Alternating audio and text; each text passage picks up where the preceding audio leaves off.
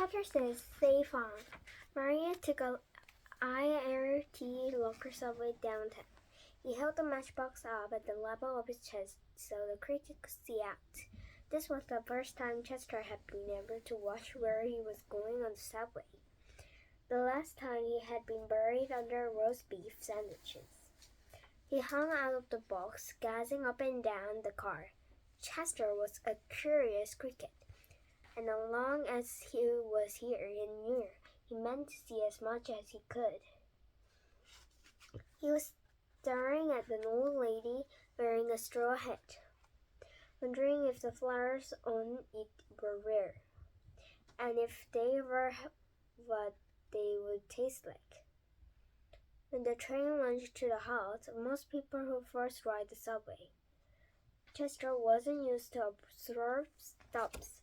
He toppled out of the matchbox into Mario's laps. The boy picked him again.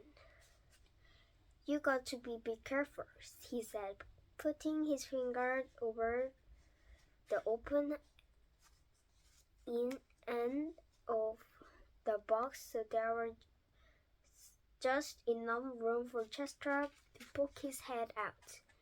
At the corner street stop, Mario got off and walked over the suburb blocks to Chinatown. Chester craned his head out as far as he could to get his first look at New York by day. The building in these parts of town weren't nearly as high as they were in Times Square, but they were still high enough to make Chester Cricket feel very small. In Chinatown, as Papa had said, as shops were closed, Mario walked up and down the narrow, curving streets, zigzagging across them so he could look in the windows on both sides. In some, he saw the cardboard chair that opened up into beautiful paper flowers if you put them in a glass of water, and in another glass wind harp that tinkled when they're hung in the window where the free breeze can reach them. But he couldn't find the cricket cage anywhere. Down at the end of the alley was there especially an old shop. The paint was peeling up the doors, and the windows were crammed with years and years collections of knickknacks. A sign hung out in front said, "Safe from Chinese novels," and printed underneath in smaller letters was also "Do hand laundry." Sit across the ledge the store step was an old Chinese man. He was wearing a silk vest over his shirt with dragons embroidered on it in red thread, and he was smoking a long white clay pipe. Maria stopped and looked in the shop window. The old Chinese man didn't turn his head, but he looked slyly at the boy out of the corner of his eye. Slowly, he drew a pipe out of his mouth and blew a puff of smoke into the air. "Are you Mrs. Fong?" said Mario. The man smoothly shook his head as if it were a pipette, and looked at Mario. "I say Fong," he answered. His voice sounded strange, yet musical, like a plucked violin. Say Fong had come from China many years ago, and he had a curious way of talking, but Mario liked it very much. He enjoyed individual chirps of human beings almost as much as those of his cricket. "I would like to buy a cricket cage, if you had any," said Mario. Say Fong put the pipe back in his mouth and took a few puffs. His eyes became even narrower than they had before.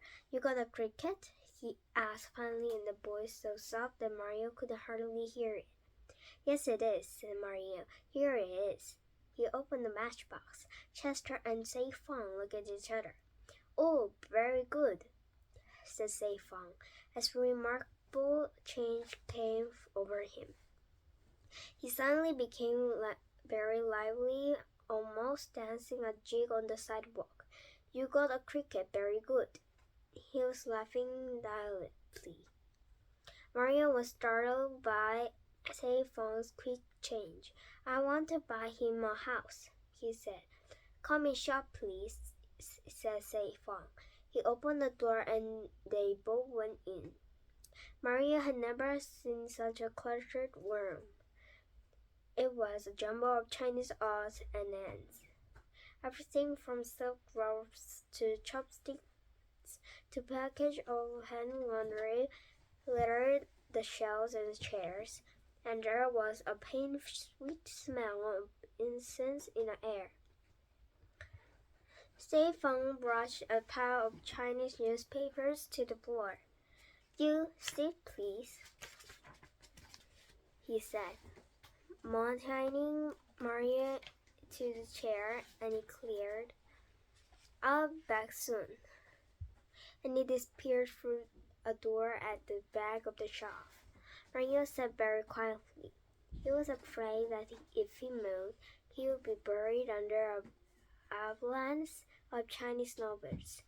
In the glass case right in front of him was a row of Chinese garments, carved in ivory. They all had the strangest smile on their lips, as if they knew something nobody else did. And they seemed to be staring straight at Mario. He tried to look at them, but he couldn't keep it up and had to look away. In a few minutes, Sei Fang came back into the room. He was carrying a cricket cage in the shape of a pagoda. There were 7 chairs to eat, each one smaller than the one below, and it ended in a sandler spire. The lower parts of the cage were painted red and green, but spire was golden. At one side of the gate with a tiny large inn on it. Mario wanted to own the cage so much that he think all over, but it looked awfully expensive. Sei Fang held up first finger of his right hand and said solemnly, This is very ancient cricket cage. Once cricket who belonged to Emperor of all Chinese lived in this cage. You know the story of the first cricket? No, sir, said Mario. Very good, said Sei Fang. I'll tell. He set the cage down and took a clay pipe out of his pocket. When it was lit and a thread of smoke was curling off from the bowl, he used the pipe to impress what he said, drawing like designs like Chinese writing in the air. Long ago, in the beginning of time, there were no crickets.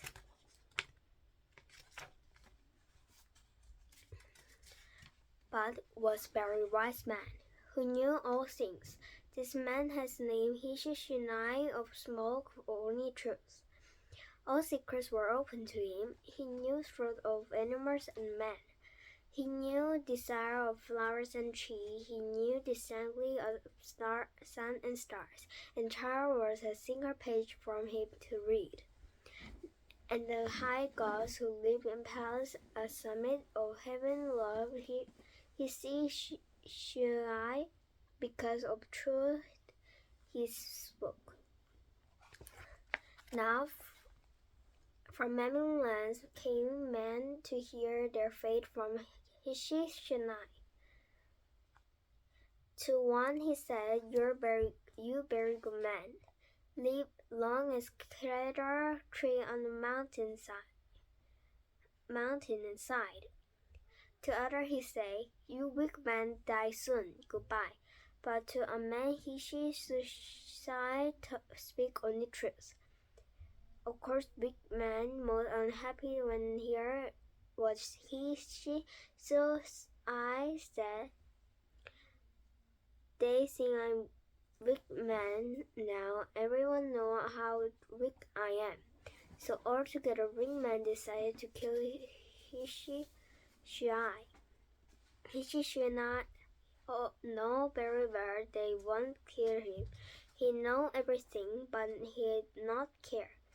Witness his heart, like smell of sweetness within lotus blossom. Hishi Shuai had peace, and so he waited. But high gods, who live in Paris summit of heaven, will not let Hishi Shuai be killed. More precious to them than king was the only man who spoke only truth. So when Wingman raised words about Hishi Shuai, high gods changed to him to cricket, and a man who spoke the only truth. All new things how to sing songs that no man understand and all men love. But high goddess understand and smile. For them, beautiful song of cricket is a song of one who still speaks truth and knows all things. Sei Fang stopped speaking and smoked his pipe silently. Mario sat still too, looking at the cricket cage. He was thinking about the story and how much he wanted the cage. In his matchbox, Chester Cricket had listened carefully. He was touched by the tale of Hishi Shuai. Of course, he couldn't tell if it was true, but he sort of believed it because he personally had always thought that there were more to the song than just chipping. And usually, when he didn't know what else to do, he rubbed one wing across the other. In a single clear note sounded in the shop. Sei Fang lifted his hand. A smile curled up the ends of the ancient lips. Ah, so, he whispered. Cricket has understood. He puffed anew more times. Mario wanted to ask him how much the cage cost, but he was afraid too, because this cricket so remarkable, said Sei Fang. I'll sell cage for 15 cents. Mario sighed with relief. He could afford that. In his pocket he found nickel and dime, all that was left of his weekly allowance, which was quarter. I'll take it, Miss Blanc, he said, and handed Sei Fang the money. I also make present free, said Sei Fang. He went behind the counter and took a little bell, no bigger than a honeybee, out of the drawer. With a piece of thread he hung it up inside the cage. Mario put Chester into the cage. The cricket jumped up and knocked against the bell. It tinkled faintly. It sounded like little bells in Silver Temple, far off Yangtze River, said Sei Fang. Mario thanked him for the bell and the story and everything. As he was about to leave the shop, Sei Fang said, You want Chinese fortune cookie? I guess so, said Maria. I never had one. Sei Fang took down a can from the shelf. It was full of fortune cookies, steamed dwarfs that had been full, so there was an air space in each one. Maria bit into a cookie and found a piece of paper inside. He read what it said out loud. Good luck is coming your way. Be ready. Ha he laughed Sei Fang, to high notes of joy. Very good advice. You go now. Always be ready for happiness. Goodbye. Chapter 7. The Cricket Cage. The same night after Berenice had gone home, Chester was telling Harry and Tucker about his trip to Chinatown.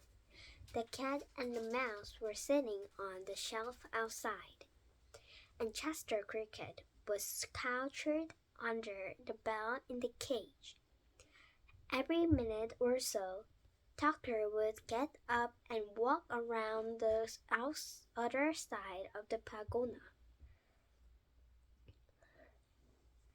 He was overcome with admiration for it, and Miss Fawn gave Mario a fortune cookie too. Chester was saying, "I'm very fond of Chinese food myself," said Harry Cat.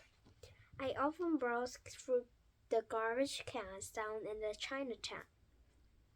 Tucker Mouse stopped gapping and the cricket cage long enough to say, "Once I thought of living down there, but those Chinese make funny dishes.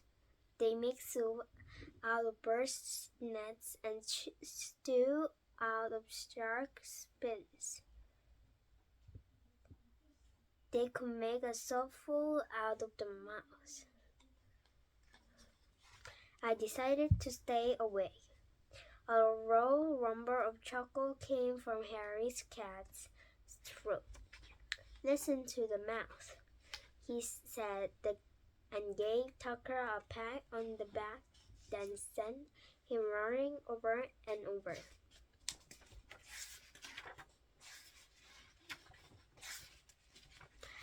"Easy, Harry, easy," said Tucker, picking himself up. "You don't know your own strength." He stood up on his hind legs and looked in through the red-painted bars of the cage. "What a palace," he murmured. "Beautiful. You could feel like a king living in a palace like this." "Yes," Chester, "but I'm not so keen on staying in a cage. I'm more used to three thumbs and holes in the ground. It makes me sort of nervous to be locked in here. Do you want to come out?" asked Harry. He sprung one of his nails out of the pad of his right forepaw and lifted the latch of the gate to the cage. Chester pushed the gate and it swung open. He jumped out. "It's a refit to be free," he said, jumping around the shelf. "There's nothing like freedom," said Tucker. "Could I go in for a minute? I was never in Pagoda before." "Go right ahead," said Chester. Tucker scrambled through the gate into the cage and pranced all around inside it. He lay down first on one side, then one on the other, and then on his back. "If only I had silk robe now," he said, standing up on his hind legs again and resting one paw on the bar. "I feel like Emperor of China. How do I look, Harry?" You look like a mouse in a trap," said Harry Cat. "Every mouse should end up in a trap so nice," said Tucker. "Do you want to sleep in the cage?" said Chester. "Oh, could I?" exclaimed the mouse. His idea of luxury was to spend a night in such surroundings. "Sure," said Chester. "I prepared the matchbox anyway." "There's only one safe," said Tucker, tapping with his left hind leg. "This floor is a little hard to sleep on. I'll go over and get a bunch of paper from a drain pipe," volunteered Harry Cat. "No, it'll make a mess," said Tucker. "We don't want to get Chester in trouble with Berenice." He hasted. Maybe we could find something here." "How about a piece of Kleenex?" suggested Chester. That's nice and soft. Clinics would be good, said Tucker, but I was wondering. He paused again. Come on, Tucker, said Harry Cat. You got something on your mind. Let's have it. Well, Tucker began, I sort of thought that if there were any dollar bills in the cash register. Harry burst out laughing. You might know, he said to Chester. Who but this mouse would want to sleep on the dollar bills?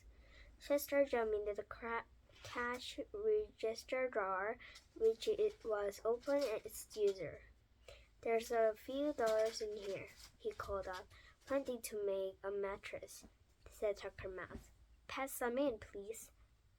Chester passed the first dollar bill up to Harry Cat, who took it over to the cage and pushed it through the gate. Tucker took hold of one end of it and shook it out like a blanket. It was old and rumpy. Careful you don't rip it, said Harry. I wouldn't rip it, said Tucker. This is one mouse who knows the bell of the door. Harry bowed over the second dollar. It was nearer and stiffer than first.